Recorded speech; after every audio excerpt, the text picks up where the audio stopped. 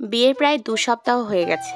বাসরাতের পরে আমি আমার স্বামীকে দ্বিতীয়বারের জন্য দেখিনি এবং আমাদের মাঝে কোনো রকম যোগাযোগও নেই। নিজের প্রিয় বান্ধবীর এমন জটিল স্বীকারোক্তি পেয়ে স্তব্ধ হয়ে গেল আশা। কি বলবে? শিমুর প্রশ্নের বদলে প্রশ্ন করায় কিছুটা রুষ্ট হলো আশা। মেয়েটা চিরকালই এমন, কখনো কিছু পরিষ্কার করে বলে না। দেখ শিমু, তোদের মধ্যে কি কিছু হয়েছে? আমি এইসব কিছুই জানি না। আশার লোকটাকে আমি বিয়ের আগে মাত্র একবার দেখতে পেয়েছিলাম। তুই তো জানিস ঘরোয়াভাবে আমাদের বিয়েটা সম্পন্ন হয়। আমরা একে অপরকে যেখানে ভালো করে চিনতামই না সেখানে ঝামেলা কেমন করে হবে বলতো? তুই আঙ্কেল আন্টিকে এই ব্যাপারে কিছু বলিসনি? না, এখনো কিছু বলিনি। বিয়ের পরে ফিরুনিতে আমার স্বামী না গেলেও আমার শাশুড়ি আমাকে নিয়ে যায়। শাশুড়ি বাবাকে জানায় হঠাৎ কাজ পড়ে যাওয়ায় সাফওয়ান বিদেশ গেছে, আসতে কিছুদিন সময় লাগবে। তুই তবুও কেন তাদের সত্যিটা বলছিস না শিমু? আমাদের আর্থিক অবস্থা তোর জানা আশা। এখনো আমি যদি বাড়িতে ফিরে যাই বাবার কষ্ট হয়ে যাবে। ওর থেকে আমি বেশ আছি, 2 বেলা ভালো খাবার পোশাক সবই তো পাচ্ছি। কার সাথে কথা বলছো বৌমা?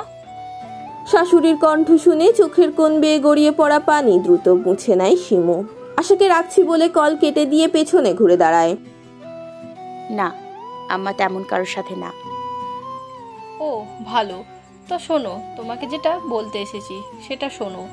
আয়ান আজকে দুবাই থেকে ফিরবে, তাই আমি চাচ্ছি আমি আর তুমি মিলে নিজ হাতে কিছু রান্না করব। যেহেতু ও তোমার ছোট দেবর, তুমি পারবে? জি আম্মা। লায়লা ছেলের বউয়ের কথায় প্রসন্ন হয়ে চলে গেলেন। আয়ানকে শিমু কখনো বাস্তবে দেখেনি।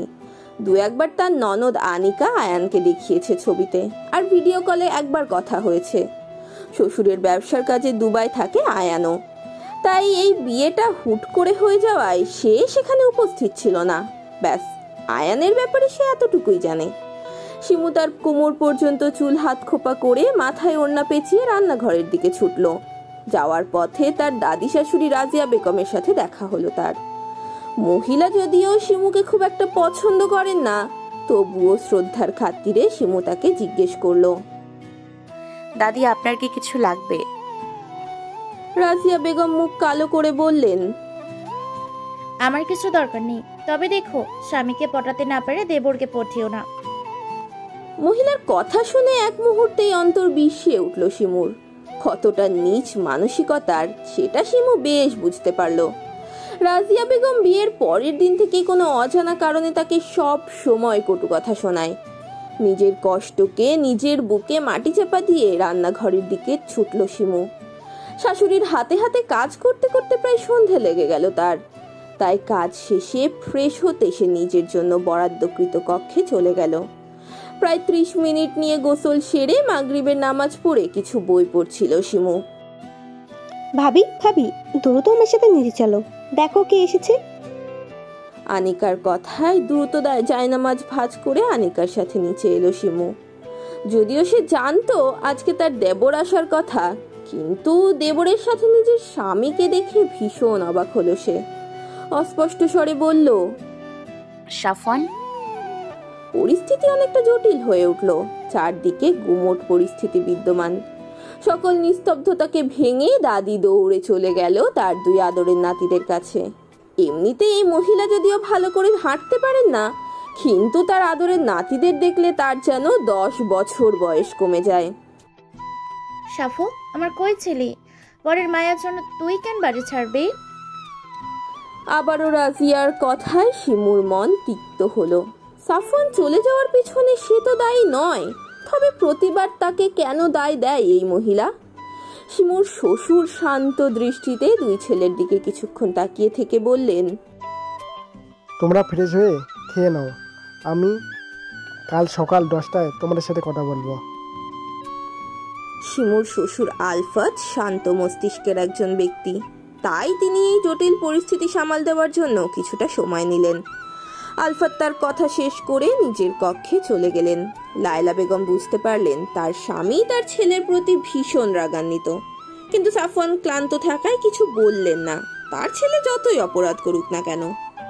শিমুর নিজেকে এখানে বড্ড বেমানান লাগছে। তার তথাকথিত স্বামী তার দিকে এই পর্যন্ত একবারের জন্যও তাকায়নি। আয়ান শিমুর অস্তিত্ব কিছুটা আন্দাজ করতে পারল। ভাবি, আপনি দূরে কেন দাঁড়িয়ে আছেন? ভাইয়ার পাশে এসে দাঁড়ান। যদিও আয়ান শিমুর অস্বস্তি কমানোর জন্য বলেছিল, কিন্তু শিমুর মাঝে অস্বস্তি কমার বদলে কয়েক গুণ বেড়ে গেল। রাজিয়া বেগম শিমুর দিকে মুখ বাঁকিয়ে বলল, ও যে মেয়ে, স্বামীর কদরই বোঝে না। ও কি কইরা স্বামীরে দরদ করব? লায়লা শাশুড়ির প্রতি ক্ষিপ্ত কণ্ঠে বললেন, আপনার নাতি সেরকম কদর দেওয়ার স্বামী না। অন্যের মেয়ের জন্য নিজের ছেলের এ কথা শোনায়ও না লাইলা। আপনি নিজেও নাতির দোষ ঢাকতে আসবেন না। আয়ান, তোর ভাইকে নিয়ে যা ঘরে। হ্যালো বন্ধুরা, যদি আপনারা আমাদের চ্যানেলে নতুন হয়ে থাকেন, ভিডিওর নিচে থাকা সাবস্ক্রাইব অপশানটায় ক্লিক করে আমাদের চ্যানেলটিকে সাবস্ক্রাইব করে পাশে থাকা বেল আইকনটা অল করে দেবেন পরবর্তী পর্বগুলো দেখার জন্য। ধন্যবাদ। আয়ান সাফওয়ানকে নিয়ে ঘরে চলে গেল। শিমু দেখলো তার পাথরের মতো স্বামীর তার পাশ কাটিয়ে চলে যাওয়া। কথা বলা তো দূর, একবার নিজের বিবাহিত স্ত্রীর দিকে তাকালো না পর্যন্ত। শিমুর চোখের কোণ বেয়ে কয়েক ফোঁটা জল গড়িয়ে পড়ল। নিজের জন্য বরাদ্দকৃত কক্ষে চলে গেল সে তার স্বামীর কক্ষে থাকে না, ইচ্ছে করেই থাকে না। যে মানুষটার প্রতি তার কোনো অধিকার নেই, তার ঘরের প্রতি অধিকার দেখিয়ে কি লাভ? শিমু খাবারগুলো টেবিলে গুছিয়ে রেখে নিজের রুমের দিকে চলে গেল।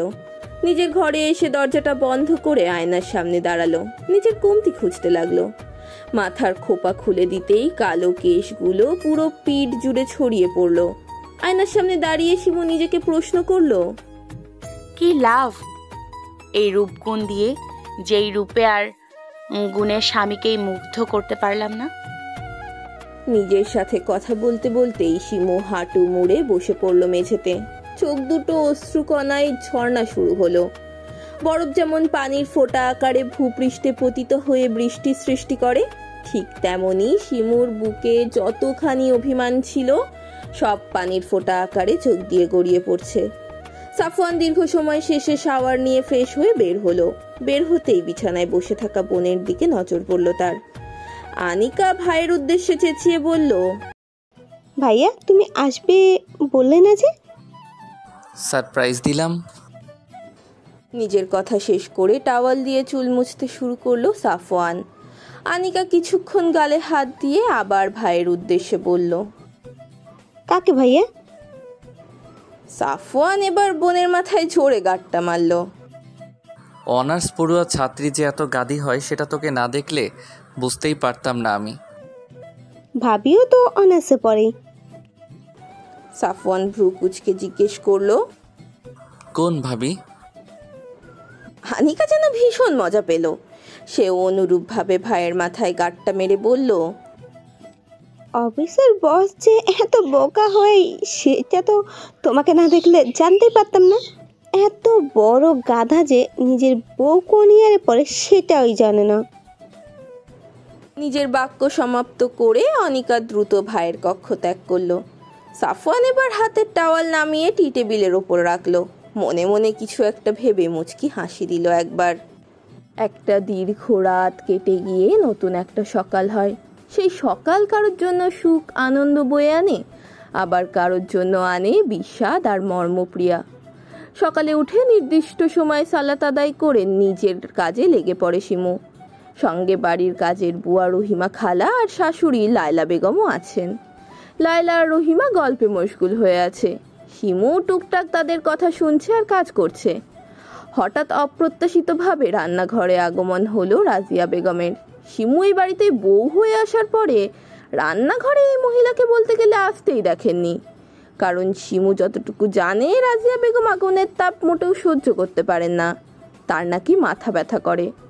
শিমুর অবাক হওয়া দেখে রাজিয়া বেগম শিমুর দিকে মুখ বাঁকালেন। এই মেয়েটিকে তার কোনো দিনও পছন্দ নয়।